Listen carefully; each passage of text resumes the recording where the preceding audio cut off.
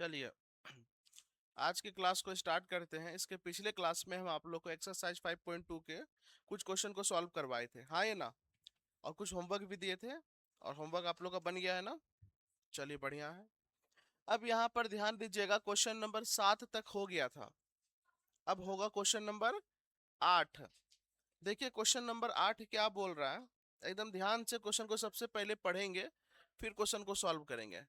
Question number 8 बोल रहा है, एक एपी में 15 पद हैं, सॉरी 50 पद हैं, जिसका तीसरा पद 12 और अंतिम पद 106 है। एक एपी में टोटल कितना पद है? 50 पद है, जिसमें से जो तीसरा पद है वो 12 है।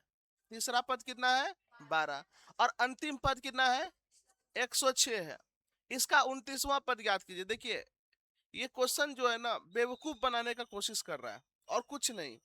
देखो क्या बोल रहा है, एक एपी में टोटल 50 गो पद है, तो अंतिम पद 50वां पद जो होगा वो अंतिम पद होगा। जब 50 गो पद है तो अंतिम पद क्या होगा? 50वां पद होगा। और यहाँ पर बोल रहा है अंतिम पद क्या है? 106। यहाँ डायरेक्ट नहीं बोला है। अगर ये बोल देता कि एक एपी में जिसका तीसरा पद 12 और 50वां पद 106 है, ये नहीं बोल के उल्टा बोला है कि एक एपी में टोटल 50 पद है, जिसमें से 12 क्या तीसरा पद 12 है और अंतिम पद 106। अंतिम पद का मतलब क्या है? अंतिम में तो 50वें पद ना होगा, यानी ए 50 बराबर 106 दिया हुआ है। तो क्वेश्चन को थोड़ा सा घुमाया है, तो इसको क्वेश्चन को पढ़ने से समझ में आएगा। तो इसका 29वां पद निकालना है। बहुत आसान क्वेश्चन है। देखिए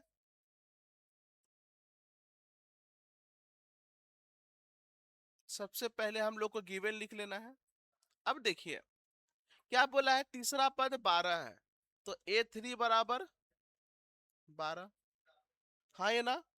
उसके बाद क्या बोला है, अंतिम पद 106 है। अंतिम पद बोले तो यही 50वां पद, A50 बराबर 106। आपसे क्या पूछ रहा है? 29वां पद क्या होगा, यानी A29 आपसे पूछा जा रहा है। क्या यही पे क्वेश्चन दिया हुआ है ना? ठीक है, देखिए कितना आसान है। बोला है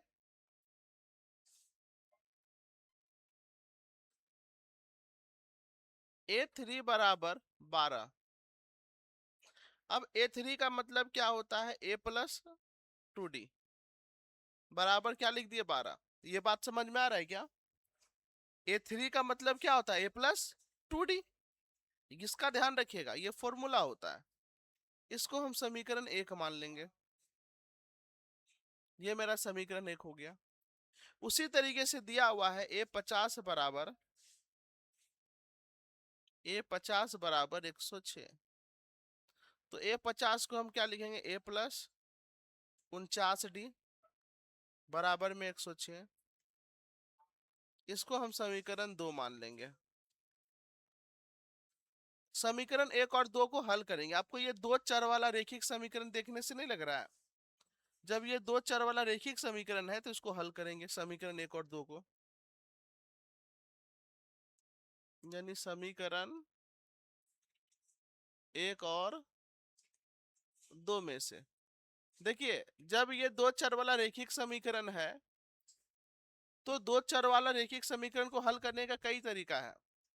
ग्राफ विधि है, विलोपन विधि है, प्रतिस्थापन विधि है और वज्र गुणन विधि है। लेकिन इस चारों मेथड में जो मेथड ज्यादा आसान होगा उसी मेथड का यूज करेंगे। तो विलोपन इसके लिए सही है, क्योंकि पहला पद देखिए दोनों में समान है। पहला जो है ये भी है, ए है, ये भी ए है, तो कट जाएगा, इसीलिए विलोपन सही है।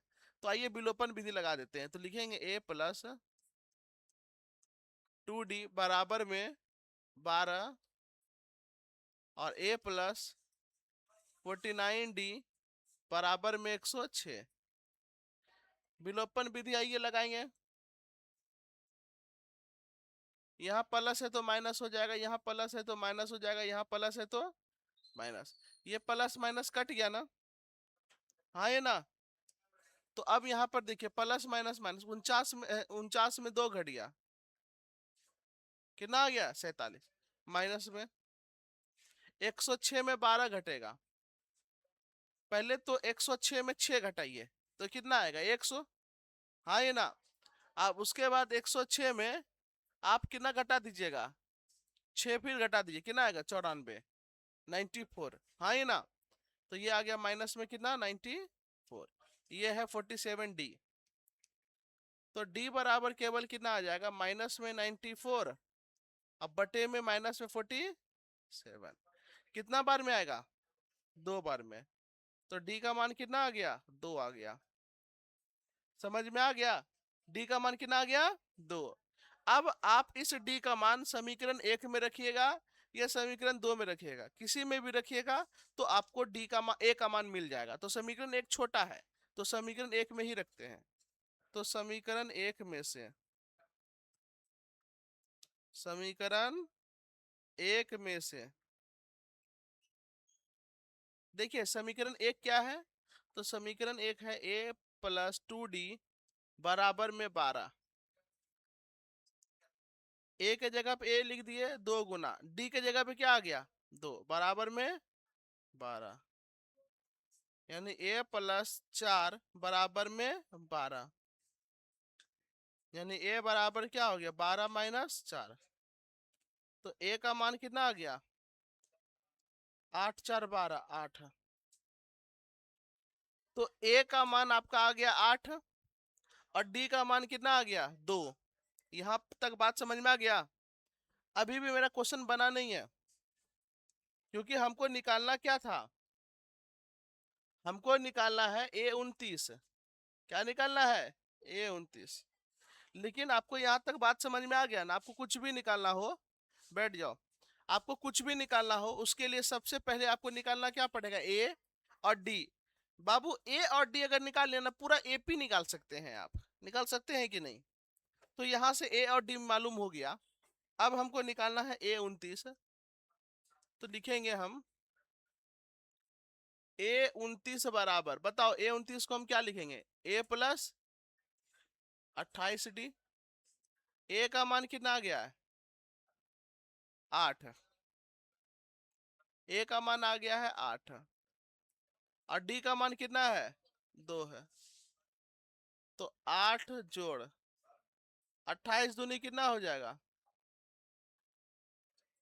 56। तो यहाँ पर मेरा हो गया आपका 64। तो A29 का मान कितना आ गया 64। क्या यहाँ तक आपको समझ में आ गया कैसे आया।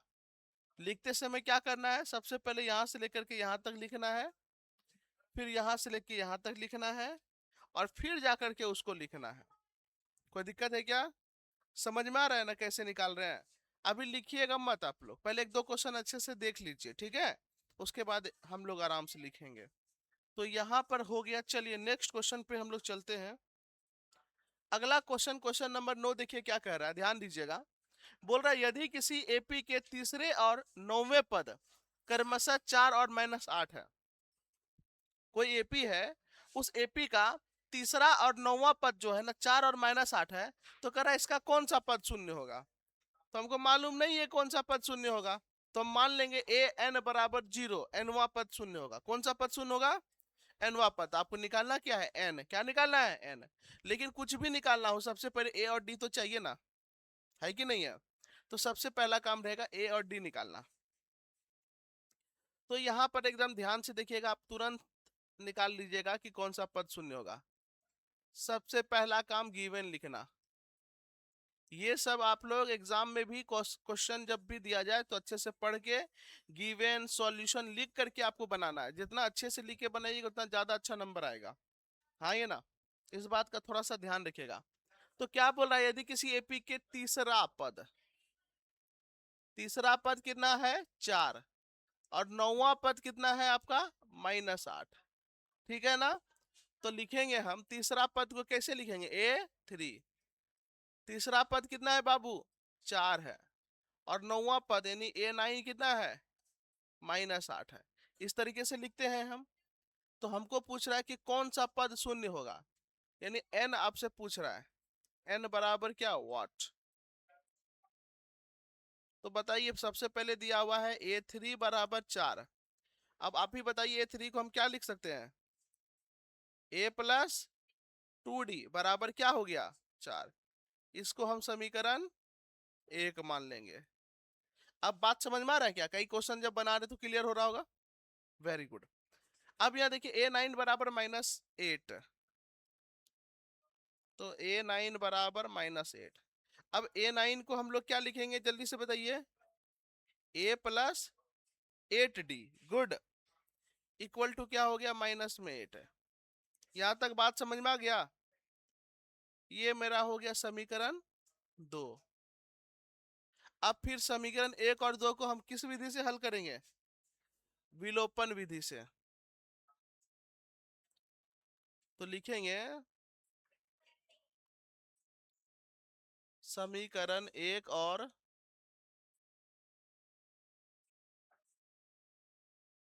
2 में से। अब यहां पर देखिए समीकरण 1 क्या है? A+2D बराबर 4, और समीकरण 2 क्या है? A+8D बराबर -8। A+2D बराबर 4 और A+8D बराबर -8। चलिए साइन चेंज करते हैं। प्लस है तो माइनस होगा, प्लस है तो माइनस होगा, माइनस है तो प्लस होगा, ये कट गया। अब यहां पर ध्यान दीजिएगा, ये प्लस माइनस माइनस 8 में 2 घटेगा कि ना आएगा? 6D। लेकिन 8 बड़ा है, 8 के आगे माइनस है तो माइनस लगेगा, और ये प्लस हो गया, 8 4 12। तो D बराबर कितना आ गया? 12 में -6, कट गया। D का मान कितना आ गया? -2। अब इस -2 का मान समीकरण 1 में रखेंगे, ये तो D का मान निकला ना। अब इस D का मान समीकरण 1 में रखेंगे तो A का मान नहीं निकल जाएगा? तो लिखेंगे समीकरण 1 में से। अब यहां पर देखिए समीकरण 1 क्या है? A+2D बराबर 4। A+2D बराबर में क्या है? 4 है। अब देखिए D का मान क्या रखना है? -2। तो A के जगह पे A रख दिए, 2 के जगह 2 रख दिए, D के जगह -2। अब बराबर में क्या आ गया? 4। तो A प्लस माइनस माइनस 2 दूनी, अब बराबर में 4, यानी A बराबर, यहाँ 4 है, ये अब -4 उधर गया तो +4। तो बताइए A का मान कितना आ गया? 8। A और D निकाल लिए हम, बोलो हाँ या ना। चलिए, हमको बोला है कौन सा पद जो है वो शून्य होगा। आ जाओ बैठो। हमको बोला है कौन सा पद क्या होगा? शून्य होगा। तो जब नहीं मालूम हो तो लिखेंगे nवां पद शून्य होगा। कौन सा पद होगा? nवां पद शून्य होगा। यानी लिखेंगे an बराबर क्या? 0। अब an का फॉर्मूला क्या होता है? A+n-1 × D बराबर में 0। अब बताओ A का मान कितना है? 8 है, लिख देते हैं 8 + n-1। D का मान कितना है? देखो -2 है, D का मान कितना है? -2। अब ये +8 उधर जाएगा तो यहाँ बचेगा क्या? n-1 -2 और बराबर में -8। ये -2 गुना में इधर आएगा तो भाग में, यानी n-1 बराबर -8 और बट्टे में -2, कट गया। यानी n-1 कितना बार में कटेगा? 2 चौके 8, 4। तो n बराबर क्या आ गया? 4। -1 उधर गया तो क्या हो गया? +1। तो n का मान क्या आ गया? 5। यानी इसका पांचवा पद जो होगा ना A5, वो 0 आएगा। इसका पांचवा पद क्या आएगा? 0। n बराबर क्या आ गया मेरा? 5। यहां तक बात समझ में आ गया? हाँ ये ना। आप अगर कोशिश कीजिएगा ना A5 निकालने का, निकालिए, देखिए 0 आएगा। A5 का फॉर्मूला क्या होगा? A+4D। A का मान रखिए और D का मान रखिए, देखिए वहां पे आ जाएगा 0। बोलो कैसे? A का मान क्या है? 8 है। D का मान क्या है? -2 है। तो A+4D, A के जगह पे हम 8 रखेंगे। देख लो इसको, एक बार थोड़ा सा विश्वास हो जाएगा आप लोग को कि हाँ सच में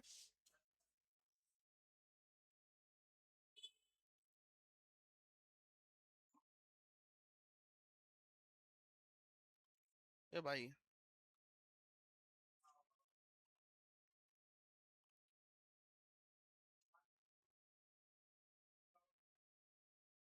देखिए, आइए A5 निकालिए। A5 बराबर क्या होगा, A+4D। ए का मान कितना है, 8। 4 का 4, डी का मान कितना आ गया, -2। अरे देखो ना, डी का मान कितना आया है, -2 है, देखो आया है। तब तो बताओ, 8 प्लस माइनस माइनस 4, 4 दूनी 8। तो A5 बराबर कट के कितना आ गया, देखो आया ना पांचवा पद 0, आया कि नहीं आया, वेरीफाई करवा दिए। वही पूछा था कौन सा पद 0 होगा, तो पांचवा पद क्या होगा, 0 होगा। चलिए, यहां तक किसी को कोई समस्या है क्या, क्वेश्चन में दिक्कत है क्या। इसी तरीके से क्वेश्चन बनता है। हाँ बोलो बाबू, ये समझ में नहीं आया। ठीक है, देखो क्वेश्चन क्या बोला था, देखो बोला है इसका कौन सा पद शून्य है। तो हमको नहीं मालूम है कौन सा पद शून्य है, तो हम मान लेंगे एनवा पद शून्य है, यानी ए एन बराबर क्या मान लेंगे, 0। अब ए एन का फॉर्मूला हम पिछले क्लास में क्या बताए थे, A+n-1 × D। बताए थे कि नहीं, नहीं आया था। एक नंबर। खैर कोई दिक्कत नहीं, पिछला क्लास जाके देख लेना। ए एन का फॉर्मूला होता है A+n-1 × D। अब बराबर में 0 तो बराबर में 0 कर दिए। ए का मान कितना है, तो देखो ए का मान 8 है और डी का मान -2 है। तो ए की जगह पे 8 रख दिए और डी की जगह -2 रख दिए। ये प्लस में 8 उधर गया तो माइनस में 8, और -2 यहाँ गुना में है, उधर जाएगा तो भागा में, कट गया तो आ गया 4, -1 उधर गया तो प्लस में आ गया। तो एन का मान आ गया 5। चलिए कोई दिक्कत, तो अब हम लोग आगे बढ़ जाते हैं। एकदम देखो, ये सब क्वेश्चन एकदम आसान है, लॉलीपॉप क्वेश्चन है। ये सब क्वेश्चन में ना एकदम जरियो सा दमे नहीं है। देखिए, क्वेश्चन 10 क्या बोल रहा है, किसी एपी का 17वां पद उसके 10वें पद से 7 अधिक है। जो 17वां पद है ना, 10वें पद से कितना अधिक है, 7 अधिक है। इसका सार्व अंतर ज्ञात कीजिए। देखो देखने में लगता होगा भारी, हाँ ही ना, लेकिन है आसान। बोल रहा है इसका सार्व अंतर ज्ञात करें, यानी डी निकालना है। एकदम आसान ये सब क्वेश्चन है। ये सब क्वेश्चन अगर एग्जाम में आ गया ना, तो समझ जाइए एकदम हल्का क्वेश्चन दिया है। हाँ, नहीं बनाइएगा ना तो क्वेश्चन देख के लगेगा भारी आएगा, माए कुंची कुंची दिलो छे, ऐसा लगेगा। लेकिन अगर आप बना लीजिएगा, समझ जाइएगा, तो एकदम आसान है। अब यहाँ पर देखिए, एपी का 17वां पद उसके 10वें पद से 7 अधिक है, यानी A17 जो होगा ना, 17वां पद का मतलब क्या हो गया, A17। उसके 10वें पद से 7 अधिक है, तो 10वां पद क्या होगा, A10। उससे कितना अधिक है, यही ना कहने का मतलब हुआ, हुआ कि नहीं हुआ। कहने का मतलब है उसका जो 17वां पद है उसके 10वें पद से 7 अधिक है, तो A17 बराबर A10 + 7। ये लिख सकते हैं ना। अब देखो, A17 को हम क्या लिख सकते हैं, A+16D लिख सकते हैं कि नहीं। A10 को क्या लिख सकते हैं, A+9D। अब प्लस में 7। तो देखो हम कुछ नहीं किए हैं, A17 को लिख दिए A+16D, A10 को लिख दिए हैं A+9D, और 7 का 7 रख दिया। इससे फायदा क्या हुआ, जबरदस्त फायदा हुआ। यहां से ए और ए कट गया, हाँ ये ना, ए और ए क्या हुआ, कट गया। तो यहाँ क्या बचा मेरा, 16D, और यहाँ प्लस में 9D इधर आएगा तो माइनस में 9D, अब बराबर में 7। अब 16D में 9D घटेगा, कितना डी आएगा, 7D, बराबर में 7। तो डी बराबर क्या आ गया, 7/7। कट के कितना आ गया डी का मान, 1। देखो क्वेश्चन भारी है, इसे क्वेश्चन इसीलिए ऑब्जेक्टिव में पूछ देता है, ये ध्यान रखिएगा। ये सब क्वेश्चन भारी है, एकदम भारी नहीं है। इसी की जगह अगर वैल्यू चेंज कर देगा, मान लो कहेगा किसी एपी का 10वां पद 5वें पद से 8 अधिक है, तो फिर यही होगा। किसी एपी का 8वां पद 10वें पद से 10 कम है, तो क्या दिक्कत है। इसी तरीके से हम लिखेंगे और उसके बाद सॉल्व कर देंगे। अगला क्वेश्चन देखिए, थोड़ा सा और आएगा कॉन्फिडेंस। देखिए,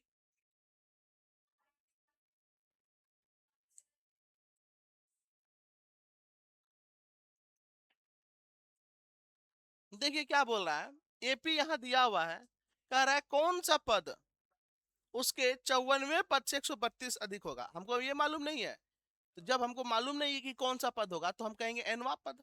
क्या कहेंगे? एनवा पद। तो सबसे पहला काम हम लिखेंगे गिवन। अब यहाँ पे हमको एपी दे दिया है, एपी हमको दिया है। जब एपी दिया है तो इस एपी को देख करके बताइए ए का मान क्या होगा। पहला पद को ए बोलते हैं, ए कितना है यहाँ पर 3 है। डी कितना होगा 15 माइनस 3 बराबर में 12। हाँ ये ना, डी मेरा क्या हो गया 12। अब बोला क्या है उस पर ध्यान देते हैं। बोला है कौन सा पद, तो मालूम नहीं है कौन सा पद, तो कहेंगे एनवा पद। कौन पद? एनवा पद। उसके 54वें पद से 132 अधिक है, यानी इसका एनवा पद जो है उसके 54वें पद यानी ए 54 से कितना अधिक है 132। यही मतलब ना निकला। अब ए एन को हम लोग क्या लिखते हैं, A plus N minus one into D. अब ए चौवन को क्या लिखेंगे, ए प्लस 53 डी। अब प्लस में कितना है 132। यहां पर किसको किसको समझ में नहीं आया जल्दी से बताइए। अगर नहीं आया तो ध्यान से देखिए क्या बोला है, कौन सा पद उसके 54वें पद से 132 अधिक है।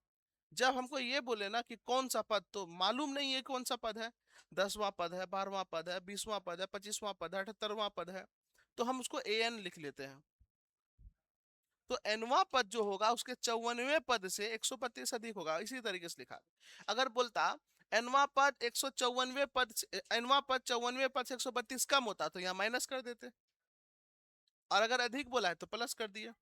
ए एन का फॉर्मूला यहाँ लिख दिया, ए 54 का फॉर्मूला यहाँ लिख दिया, 132 को लिख दिया। अब आप यहाँ पर देख पा रहे हैं कि ए यहाँ पे कट रहा है, हाँ ये ना, क्योंकि एक ही एपी का ए हमेशा समान रहता है, डी भी समान होता है हालांकि। तो यहाँ पे आपको है ना निकालना पड़ेगा। इस तरीके से ये कट गया ना, और डी का मान आपको दिया हुआ है, डी का मान अभी रखेंगे, एन का मान निकलेगा, देखो कैसे। अब यहाँ पर क्या बचा,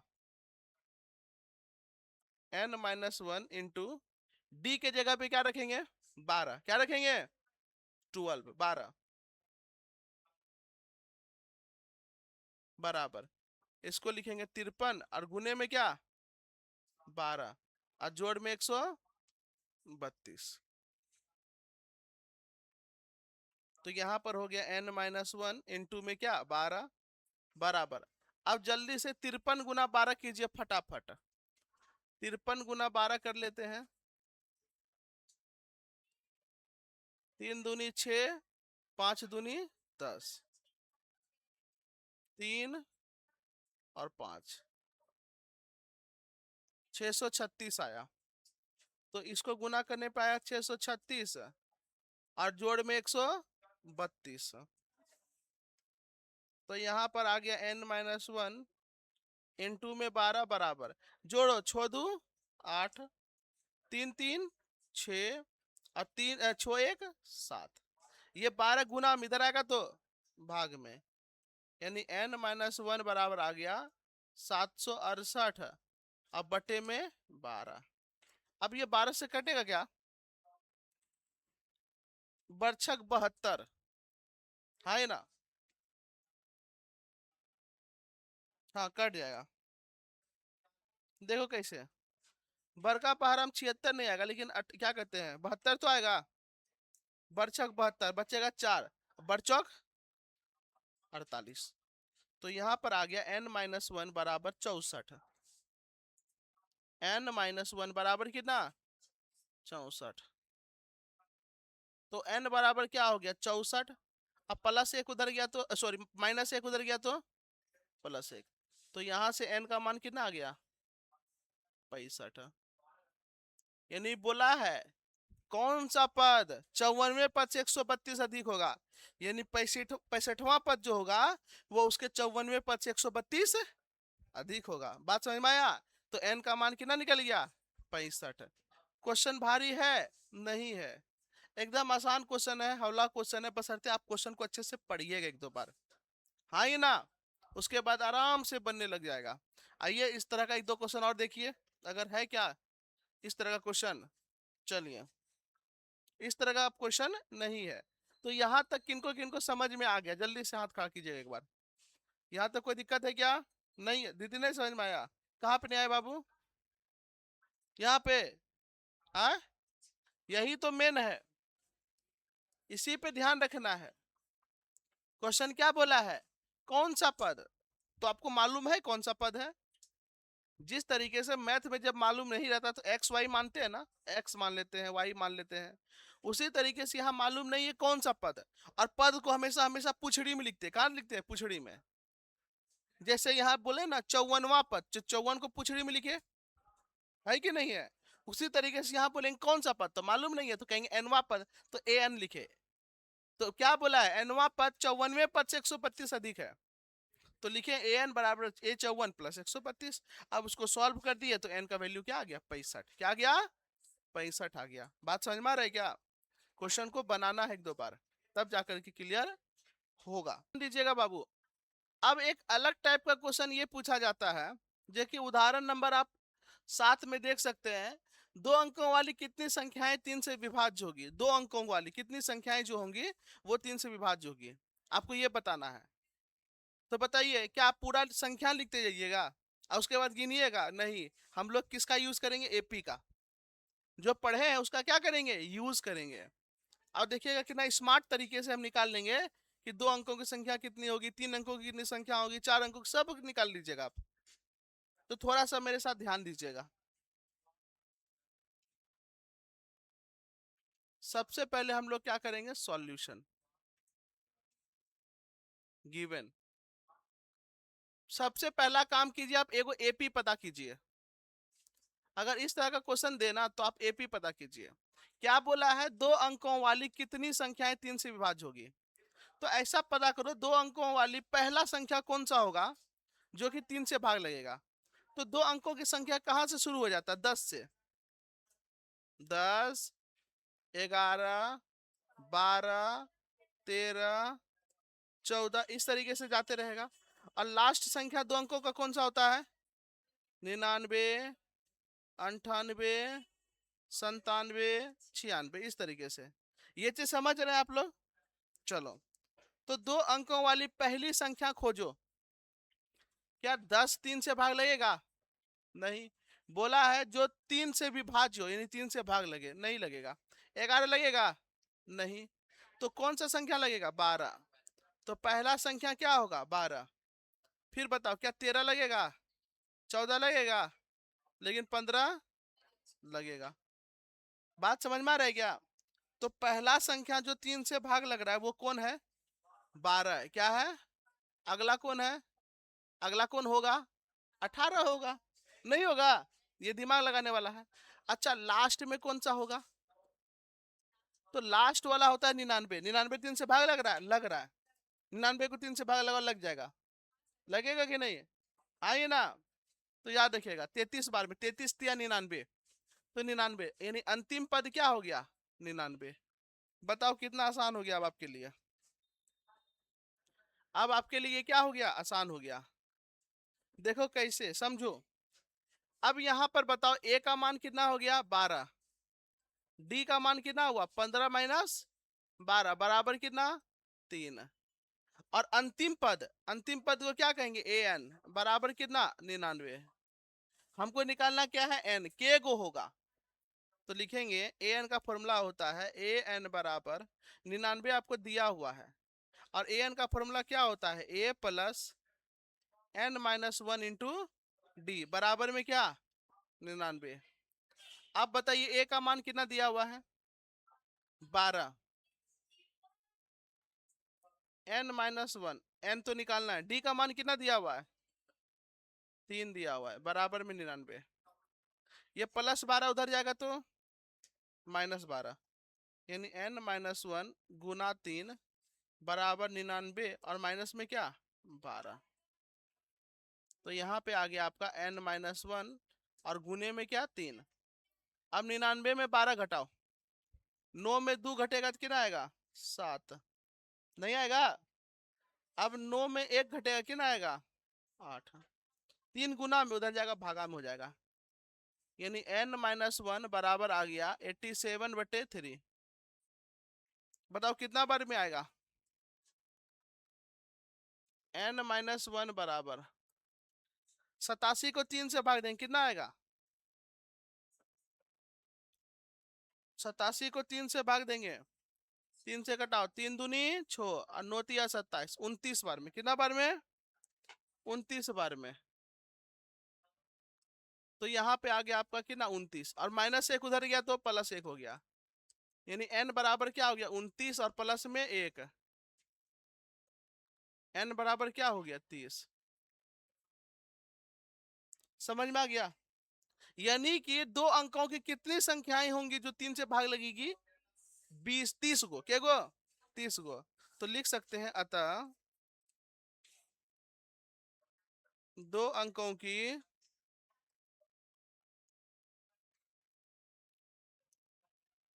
तीन संख्या 30 संख्याएं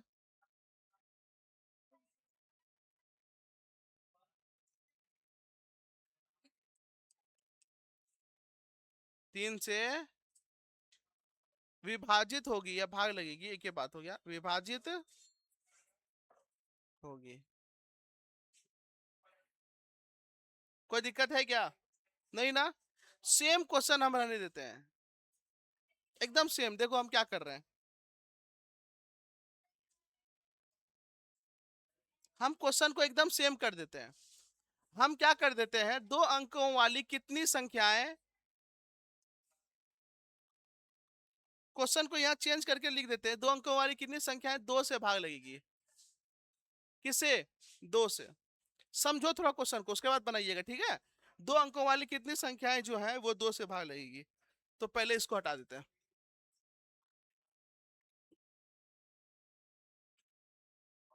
आइए, तो आप चेक कीजिए, पहला संख्या क्या होगा दो अंकों वाली? 10। दूसरा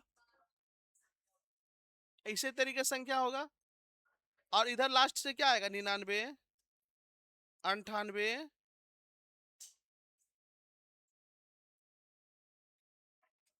हाँ ये ना? यहां तक कोई दिक्कत है क्या? तो क्या बोल रहा है, दो अंकों वाली कितनी संख्या है 2 से भाग लगेगी? तो पहला संख्या दो अंकों वाली कौन सा है? 10। कितना हो गया? 10। पहला संख्या दो अंकों वाली क्या है? 10 है। दूसरा संख्या क्या है? 12। तो आओ एपी लिख लेते हैं हम लोग। तो पहला संख्या है 2 से भाग लगेगा 10, दूसरा 12, तीसरा 14। अब लास्ट का संख्या पता करते हैं। क्या 99 2 से भाग लगेगा? नहीं लगेगा, 98 लगेगा। क्या लगेगा? तो अंतिम संख्या क्या हो जाएगा? 98। तो बताओ ए का मान यहाँ क्या आ गया? 12। सॉरी, ए का मान क्या आ गया? 10। डी का मान क्या आ गया? 12 - 10 बराबर में 2। और अंतिम पद ए एन बराबर कितना आ गया? 98। आपको निकालना क्या है? एन। तो ए एन बराबर हो गया 98। तो ए एन का फॉर्मूला क्या होता है? A+n-1 इंटू डी बराबर में कितना? 98। अब देखो ए का मान कितना दिया हुआ है? 10 दिया हुआ है, n-1। डी का मान कितना दिया हुआ है? डी का मान 2 दिया हुआ है, बराबर में क्या आ गया? 98। कोई दिक्कत है क्या? समझ में आ रहा है? तो ए का मान 10 रख दिए, दिया हुआ था, डी का मान 2 रख दिया, और बराबर में 98। ये प्लस में 10 उधर गया तो यहाँ पे हो जाएगा n-1 गुने में 2 बराबर 98, प्लस 10 उधर गया तो माइनस में 10। हाँ ही ना? प्लस में 10 उधर गया तो क्या हो गया? -10 हो गया। तो यहाँ पर हो गया मेरा n-1 गुना 2। 98 में 10 घटेगा, कितना आएगा? 88। कितना आ गया? चलिए, n-1, अब ये गुना में 2 उधर आएगा तो भागा में 2, तो हो गया 88, और बट्टे में क्या? 2। n-1 बराबर कितना आ गया? 44। तो n बराबर क्या आ गया? 44, और -1 उधर गया तो प्लस एक, एन का मान कितना आ गया, यानी दो अंकों की के गो संख्या जो होगा, दो अंकों की के गो संख्या जो होगा वो आपका दो से भाग लगेगा, 45 गो। अब थोड़ा दिमाग लगाओ कैसे, देखो दो अंकों की संख्या टोटल 100 संख्या है, एक से लेके 100 तक में, उसमें से पहला जो 9 गो है उसको काट दिए, हटा दिए, हाँ ये ना, और अंतिम का जो 100 है वो भी हट गया। समझो हम क्या समझाना चाह रहे हैं, देखो हम क्या समझाना चाह रहे हैं, एक, दो, तीन, चार, पाँच, छ, सात, आठ, नौ, 10, 11, 12, 13, 14, डॉट डॉट डॉट इसी तरीके से चलेगा, 97, 98, 99 और 100। टोटल कितना संख्या हो गया, 100। होगा कि नहीं होगा, इस टोटल संख्या में ये वाला कट जाएगा क्योंकि ये एक अंकों की संख्या है, ये भी कट जाएगा, ये भी कट जाएगा, ये भी कट जाएगा, ये भी कट जाएगा, ये भी कट जाएगा, ये भी कट जाएगा, ये भी कट जाएगा, ये भी कट जाएगा, क्योंकि इतना जो है वो एक अंकों की संख्या है। कितना अंकों की संख्या है, एक। तो टोटल संख्या 100, 100 में 9 को क्या हो गया, कट गया, इन्हें हट गया। और यहाँ पे जो 100 है ये तीन अंकों की संख्या हुई है, वो हटिएगा, तो यहाँ पे एक और हट गया, तो 100, 9 और एक 10, यानी टोटल क्या को संख्या बचेगा मेरे पास, दो अंकों की 90 गो, दो अंकों की क्या को संख्या बचेगा 90। अब आप देखिए पहला संख्या 10 है जो दो से भाग लग रहा है, पहला संख्या 10 है, दो से भाग लग रहा है, दूसरा संख्या 12 है, तीसरा संख्या 14 है, अगला संख्या 16, 18, एक एक छोड़ के हो रहा है ना, तो बताओ टोटल संख्या 90 बचा। 90 में के गो संख्या जो होगा वो दो से भाग लगेगा, आधा, और आधा जो दो से भाग नहीं लगेगा, तो यहाँ पे 90 को दो से अगर भाग देंगे कितना आएगा, 45 आएगा। यानी 45 संख्या जो होगा वो दो से भाग लगेगा, अब 45 संख्या दो से भाग नहीं लगेगा। नहीं समझ में आया, अरे जिस तरीके से यहाँ पे हो रहा है, जैसे देखो यहाँ पर भी, यहाँ पे होगा 96, तो 96 दो से भाग लग रहा है, 97 नहीं लग रहा है, 98 लग रहा है, तो उसी तरीके से के गो संख्या मिलेगा, 45 गो। तो इतना हमको लंबा किए बिना हम निकाल लिए ना यहाँ 45, यही तो तरीका है। हाँ ये ना, यही दिमाग लगाना है आपको। यहाँ तक बात समझ पा रहे हैं आप लोग, इस तरीके से आपको बहुत तेज संख्या देगा, बोलेगा दो अंकों की कितनी संख्याएं चार से भाग लगेगी, दो अंकों की कितनी संख्याएं जो है वो चार से भाग लगेगी, तो आप पहला संख्या खोजिएगा, पहला संख्या क्या है, दो अंकों का 10 है, 10 नहीं लगेगा, 11 है, 11 भी नहीं लगेगा, 12 हाँ लगेगा, यानी पहला संख्या जो भाग लगेगा वो क्या होगा, 12, अगला संख्या क्या होगा, 16, अगला संख्या फिर क्या होगा, 20। तो आपको ऐसे देखना है, फिर लास्ट का संख्या खोजना है, समझ में आ रहा है, लास्ट का संख्या क्या होगा, 98, 98 भाग लग रहा है, नहीं लगेगा, 98 नहीं लग रहा है, तो क्या होगा, 96, तो 96 मेरा अंतिम पद हो जाएगा। इस तरीके से आपको निकालना है। तो होमवर्क आप सुन लीजिए क्या रहेगा आपका,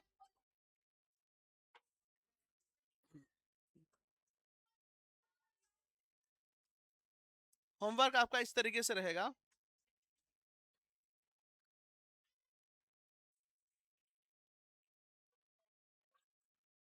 क्वेश्चन बोला है दो अंकों वाली कितनी संख्या है, दो से विभाज्य है, तीन से वाला पढ़ लिए हम लोग।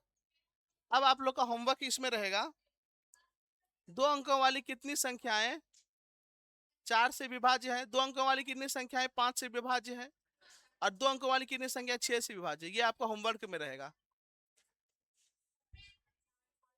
हाँ, दो अंकों वाली कितनी संख्याएं चार से विभाज्य है, ये पहला क्वेश्चन। दो अंकों वाली कितनी संख्याएं पांच से विभाज्य है, दूसरा क्वेश्चन। क्वेश्चन हम लिखिए देते, नहीं तो तुम सब जो है ना फिर दिमाग खराब करेगी, तुम लोग समझ तो जाती है लेकिन फिर भी गड़बड़ कर देती है ना। हाँ क्या,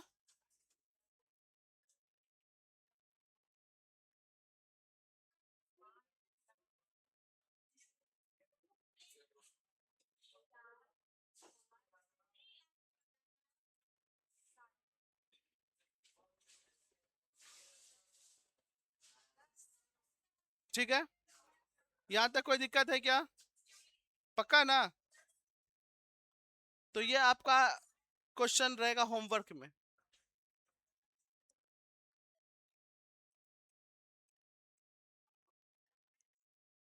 ये आपका किस में रहेगा? होमवर्क में। कोई दिक्कत? तो आज के क्लास को हम यहीं पे रहने दें? हाँ, ये ना, आप लोगों को कोई दिक्कत नहीं है ना? चलिए ठीक है, धन्यवाद।